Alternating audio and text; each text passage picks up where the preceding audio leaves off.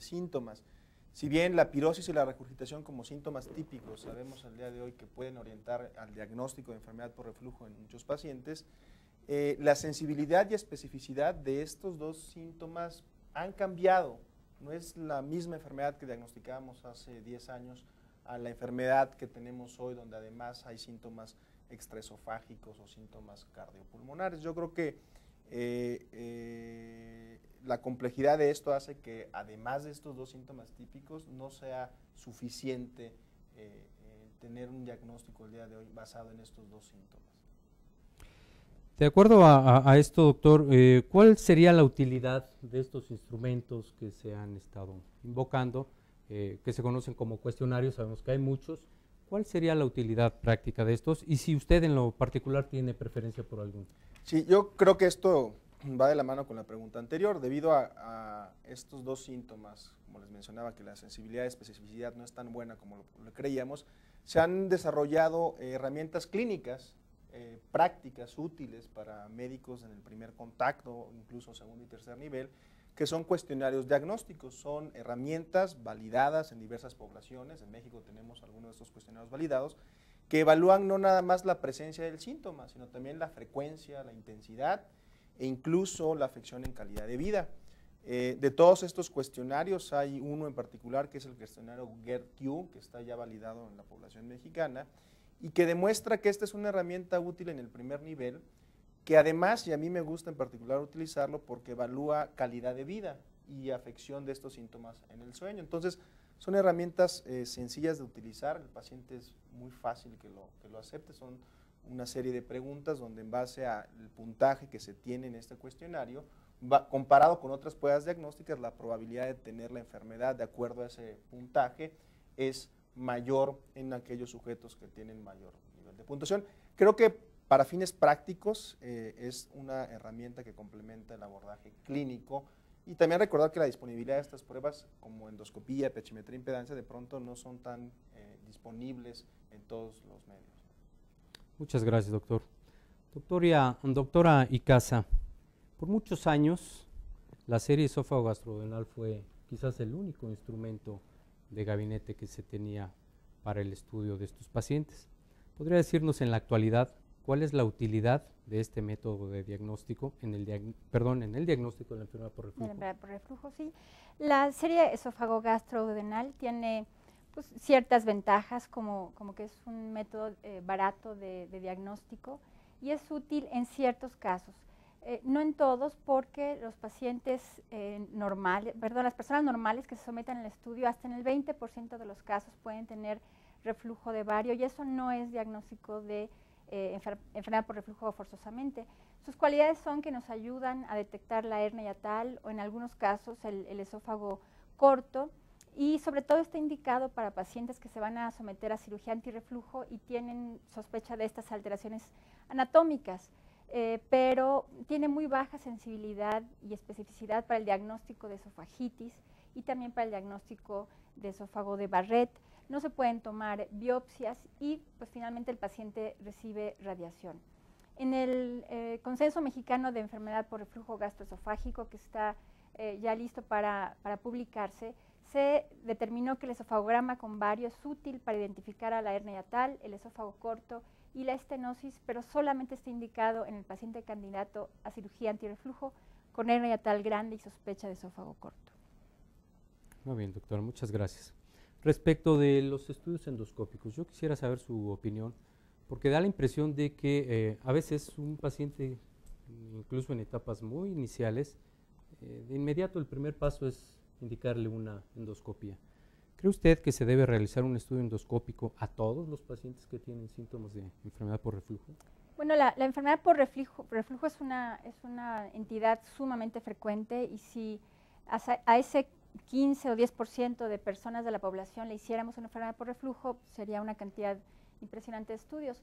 Y entonces, pues habitualmente los consensos nos dicen que se deben de hacer a personas que tengan datos de alarma como pérdida de peso, anemia, disfagia o sangrado, y estos criterios tienen una pobre sensibilidad, desgraciadamente, pero alta especificidad. Algunos piensan que es conveniente excluir en el esófago de Barrett en quienes han tenido los síntomas por más de 5 años. aunque hay que tomar en cuenta que esto sobre todo es frecuente en gente de raza blanca, con obesidad, hombres que tengan antecedentes de tabaquismo o ingesta excesiva de alcohol. Es controversial si todos los pacientes deben de someterse a este estudio. En el Consenso Mexicano de la Enfermedad por Reflujo, se dijo que los pacientes con enfermedad por reflujo sintomática y signos de alarma deben de ser sometidos a endoscopía. El consenso fue general, que el consenso fue del 70% que estuvieron de acuerdo en que debería de hacerse en todos aquellos que tenían más de 5 años de síntomas. Y por último, una de los puntos más controversiales es si a todos los pacientes con enfermedad por reflujo se les tenía que hacer en algún momento una endoscopía. Las opiniones fueron muy diversas, ¿no? Entonces, posiblemente debemos de atenernos a hacerlos a gente con datos de alarma y reflujo muy prolongado. Muy bien. Y por último, quisiera preguntarle al doctor Eduardo Cerda respecto a la utilidad de otros métodos diagnósticos, los actuales, que nos hiciera una breve mención de los más importantes y cuándo es que debemos de indicarlos. Sí, gracias, doctor Bernal. Pues este tipo de estudios que tenemos ahora para echar mano para el estudio de los pacientes no son estudios que se realicen de inicio, antes se dejan para pacientes que no han respondido o que tienen algunas características un tanto atípicas. Quisiera mencionar primero la manometría. Por sí misma sí hay que aclarar que no es un estudio que diagnostique reflujo, no es esta su indicación, y más bien se utiliza en pacientes, por ejemplo, previo a una pH-metría para localizar la posición del esfínter esofágico inferior, pacientes que van a ser sometidos a cirugía antirreflujo con la idea de descartar algún trastorno motor grave, en pacientes que tengan reflujo o síntomas de reflujo que se sospeche que pudieran ser secundarios a un trastorno motor. La acalasia, por ejemplo, se sabe que hasta 15% de los pacientes pueden manifestar pirosis y regurgitación y sin tener obviamente enfermedad por reflujo. La escleroderma, que es una patología, aunque rara, pues tiene características manométricas muy específicas. Y por otra parte, bueno, tenemos los estudios ya como tal para enfermedad por reflujo, donde la pH-metría se ha posicionado como el estudio, pues el estándar de diagnóstico, sobre todo una nueva tecnología que tenemos ahora que se llama con impedancio, que agrega la técnica de impedancia, donde las indicaciones hoy día de entrada pues es el paciente con síntomas típicos que no ha respondido al tratamiento médico y que ya tiene una endoscopía que fue normal, que una gran parte de los pacientes van a tener estas características. Por otra parte, el paciente con reflujo refractario, que cada vez lo vemos más frecuentemente, hasta 30% de los casos, donde definitivamente se debe de descartar si el reflujo está causando los síntomas, más ahora que conocemos que hay reflujo no ácido y que los pacientes que no tienen ningún tipo de reflujo los sacamos fuera de la enfermedad de reflujo y le damos pirosis funcional. Pues aquí la impedancia específicamente tiene un gran papel para evaluar síntomas relacionados a gas, que es una indicación relativamente reciente, sobre todo de la impedancia, pacientes que se quejan de eructos que pueden o no asociar a reflujo.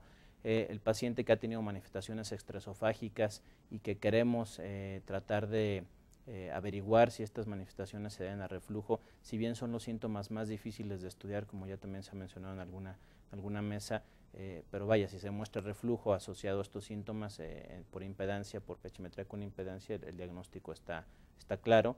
Y finalmente en pacientes que han recurrido después de ser sometidos a una cirugía antirreflujo con este tipo de síntomas y realmente queremos averiguar si los síntomas son relacionados a reflujo recurrente o pueden ser debidos a otra situación. Gracias, doctor. Le pediría que me diera su opinión respecto a la disponibilidad de estos métodos, vamos a llamarles sofisticados, si me lo permite. En nuestro país, ¿qué tan disponibles están? Claro, esas son las desventajas de los métodos. Yo he mencionado muchas ventajas, pero el problema es precisamente ese. La pH-metría convencional, de por sí, aunque está más disponible en la República, pues sí está no al alcance de todos los medios, y la impedancia que ahora debemos considerarle el estudio de elección para este tipo de pacientes que hemos mencionado, pues está todavía menos disponible. En el país habrá muy pocos centros que lo tengan, y no nada más eso, se requiere que el personal a cargo de este tipo de estudios, los médicos, tengan una experiencia importante, porque no son estudios fáciles de realizar, de interpretar, son caros, son tardados en su interpretación, y entonces todo esto, bueno, son limitantes al respecto.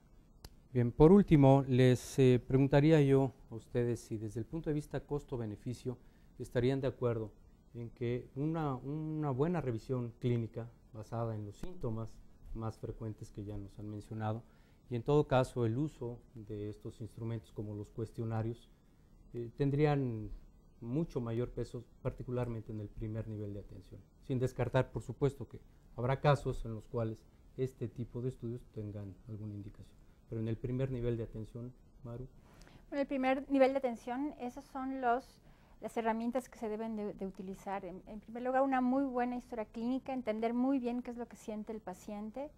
Y por otro lado, se pueden aplicar con facilidad estos cuestionarios y tener una idea general. Y solamente dejar los estudios y otro tipo de procedimientos avanzados para casos de duda o que no respondan adecuadamente a un buen tratamiento. Gracias. ¿Alguien más? Sí.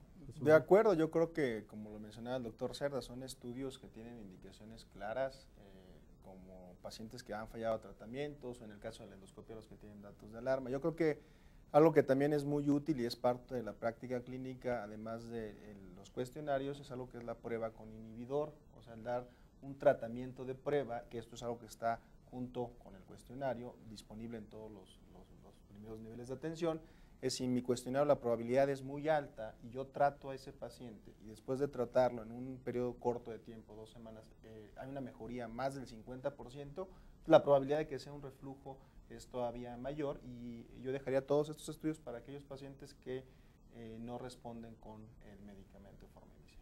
Gracias. ¿Algo más, doctor Cerda? Sí, de hecho en pacientes que se han catalogado como no respondedores al tratamiento, la mayoría de las guías y consensos nos señalan que una de las primeras cosas que uno debe de hacer antes incluso de realizar estudios es doblar la dosis, revisar que sea la dosis correcta, incluso cambiar de IBP antes de ir a los estudios. Entonces definitivamente las pruebas terapéuticas, que finalmente son eso, pues tienen el papel primordial en la evaluación. Bien, pues muchísimas gracias nuevamente por su participación y a ustedes por su atención. Gracias. Gracias.